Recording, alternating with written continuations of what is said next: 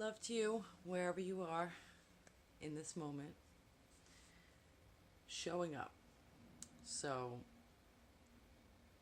everyone always says you need to show up, right? But really, truly, showing up for yourself is how we get closer and closer to living every moment, subconsciously and consciously, in our true selves, our core selves, our truth, all these words that I like to use. But um, what does that really mean? Because, it used to bother me a lot sometimes when I would see these people and be like, you have to do the work, you have to do the work, you have to do the work. Because, yes, no matter what, if you do the work, you're going to get something done. But so often, people in this world are telling ourselves and each other that we have to do the work, and it's not related to what our heart's telling us to do. It's more related to what the world tells us and society tells us that we should be doing. So we can show up in so many different ways. And I want to talk a little bit about that whole idea of showing up. So I have struggled in my life, and I still do, about feeling too complacent sometimes. Like I'm not taking a step when I should be taking a step. And then I question myself on, am I supposed to be taking that step right now? What am I? And then I have to question, am I resisting it because there's something else there? And then therefore I need to work through that resistance, which can be the case and often is the case for many of us. But sometimes it's not about resistance. It's about the fact that the next step isn't something so typical, right? The next step doesn't always have to be some major type of work. It doesn't have to be that we have to complete some project, or that we have to do A, B, C, and D and have a whole plan and make sure that we're taking the action steps. Sometimes the action step is to go sit by yourself in your own space. Sometimes the action step needs to be that you take the day off and you work with yourself and your soul. Or that you have a day where you're supposed to do all these things and you really need to just spend time with people you love. And that's where I feel there's a huge disconnect with the human brain, with what we've been taught and what we've been shown in this lifetime, that oftentimes we actually start to beat ourselves up when we start to do things like that, because it's not what we're supposed to do. If we take a day off to reconnect to ourselves, to replenish ourselves, then aren't we missing out on a whole day that could have gotten us closer to our end goal? But what is that end goal? Oftentimes we put things into play. I want to achieve a certain amount of income by a certain time. I want to be a certain title in my career by a certain time. I want to find the love of my life within a certain time and have a family. We put limitations and expectations on ourselves. And as soon as you put that expectation on yourself, you start to fight yourself through it. If we have a time limit, then, and we don't give ourselves the actual time that we really need, we're taking ourselves out of divine timing. We're taking ourselves away from the divine. We're taking ourselves away from what our soul is telling us to do, what our core self is driving us to do. And because we do that, we actually can miss opportunities to really end up in that place that is truly where we want to be, which is feeling whole, feeling connected, feeling accomplished, because we're doing something every single day that brings us joy. And this is where humans get really disconnected from themselves, and it brings us farther and farther away from the vibration that we would be at if we were living as our soul, if we were living as our divine self and essence. And the divine doesn't see it like humans. as I've mentioned in some other videos, there is no such thing as time outside of this realm. There's no such thing as time in multi dimensions outside of the 3 and 4D. 4D is time, right? So, and then we also live forever from an energetic standpoint. However, our bodies have a limited time that we put on ourselves. So then we push ourselves really hard to get to do things so we accomplish it in our lifetimes, in the times that we have set up for ourselves. And we start showing up for unrealistic aspects. Like we start showing up for what we've been taught and what we've been told. And then we have the whole construct of money and wealth and abundance, and the fact that that would make a good life for us in this lifetime.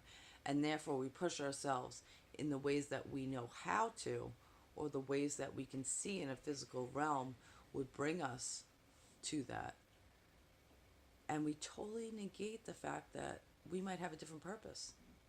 That we start doing something because we know it'll bring money in, and then therefore we can have a roof over our heads and food on our tables, and we could take care of our families and ourselves. And then if we push ourselves hard enough, we can make enough where we can have the extras. We could have the nicer house and the nicer car, the nicer clothes. And we get to a point where either we make it and then we realize that something's still missing, or we take our whole lifetime and we struggle to make it to that point that we are expecting. And as we're doing it, we realize we're farther and farther away from what we were actually trying to move ourselves towards, which almost every human in the end wants to live feeling free, feeling joy, feeling love. And unfortunately, none of these things bring that. What brings it is a true connection to our heart and our soul and our divine essence that we connect back into, so that we start to understand in a human perspective what we were actually put here to do, what we actually came down here to do. We decided, right? We made the choice. So, you could see some people, and it's very far and few between, who will say that they had found it very early and that they're very happy.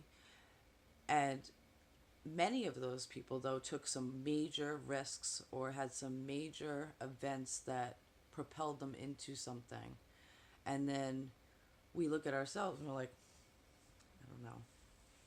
I mean, honestly, I've had some major events in my lifetime, but I personally don't attach to them. So then when I don't see it the same way, right? There's some people who will have a major event and their whole life will come from that, whether negatively or positively, right? We can sit in a victim mode, or we can take risks to push ourselves to another level outside of that so that never happens to us again. But oftentimes, most of us don't have these crazy certain timings that are like, oh, that's what changed me. Oftentimes, if that is the case, we'll look back on it after we got through it and say, that's what changed me. It's not in the moment.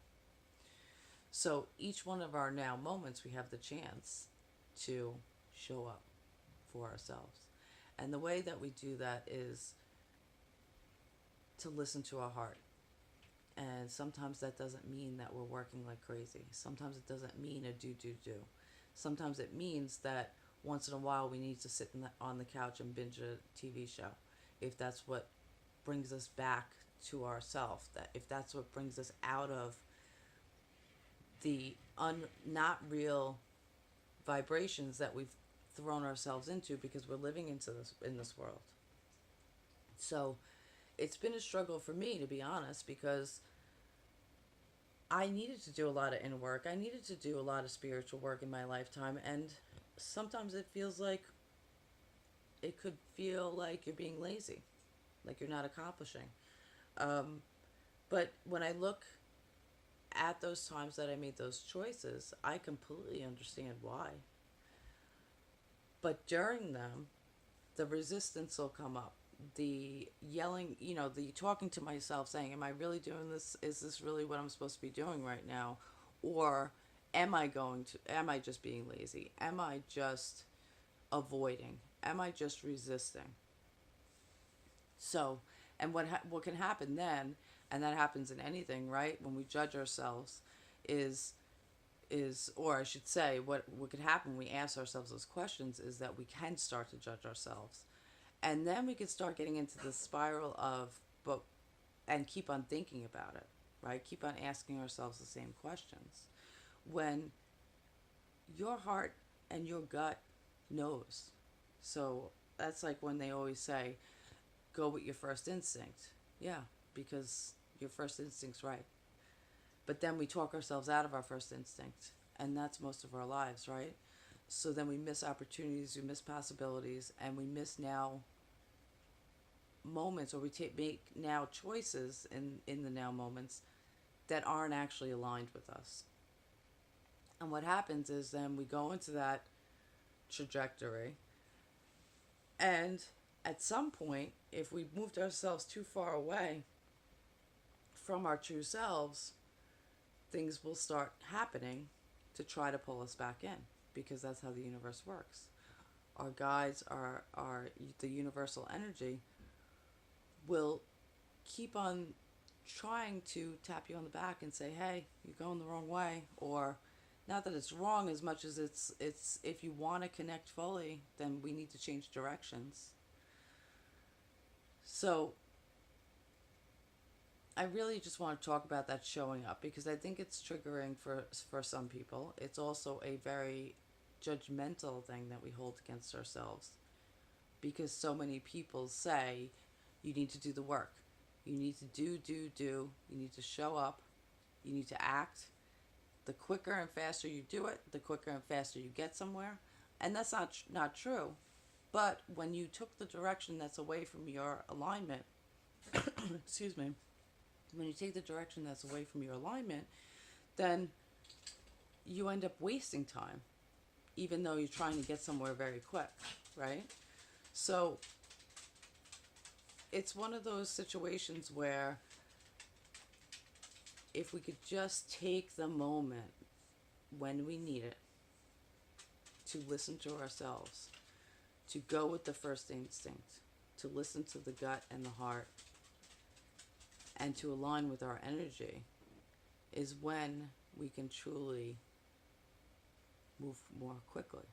So in the moment, it may not feel like it's quick, and it may feel lazy sometimes, but when we allow ourselves that, is when we can get somewhere that we end up happy and fulfilled much more quickly. I hope this was helpful. Love you. See you soon.